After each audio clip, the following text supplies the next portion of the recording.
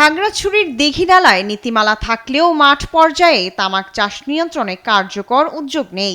এই সুযোগে দেশি বিদেশি তামাক কোম্পানিগুলো আগাম ঋণ, সার, বীজ ও উৎপাদনের পর ক্রয়ের নিশ্চয়তা দিয়ে কৃষকদের তামাক চাষে উৎসাহ দিচ্ছে। উপজেলা কৃষি অফিসের তথ্য মতে চলতি মৌসুমে 568 হেক্টর জমিতে তামাক আবাদ হচ্ছে। এছাড়া এ উপজেলায় বর্তমানে প্রায় 7 শতাধিক তামাক চুল্লি রয়েছে। এসব চুল্লিতে বিপুল পরিমাণ বনজ কাঠ পোড়ানো হচ্ছে, ফলে দ্রুত উজাড় হচ্ছে পাহাড়ি বনাঞ্চল।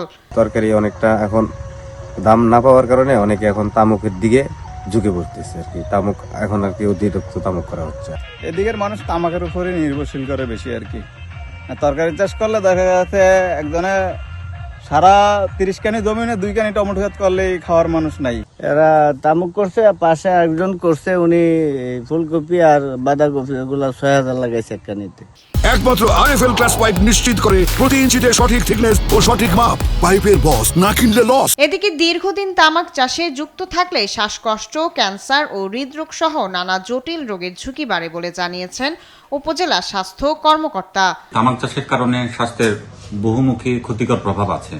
তার ভিতরে আমাদের শ্বাসতন্ত্রের ইনফেকশন হয়, তারপরে লাং ক্যান্সার হয়। অন্যান্য বছরের চেয়ে এই বছরে 50 থেকে 60 হেক্টর জমিতে তামাক চাষ বেড়েছে।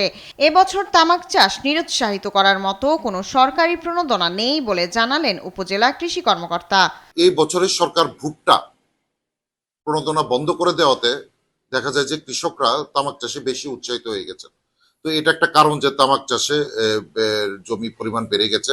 কার্যকর নীতিমালা বাস্তবায়ন, বিকল্প ফসলের ন্যায্য বাজার নিশ্চিত এবং তামাক কোম্পানির আগ্রাসন নিয়ন্ত্রণ করা না গেলে পাহাড়ি এই জনপদে তৈরি হতে পারে ভয়াবহ পরিবেশ ও খাদ্য সংকট। শায়লা খান, নিউজ ডেস্ক, দেশ টিভি।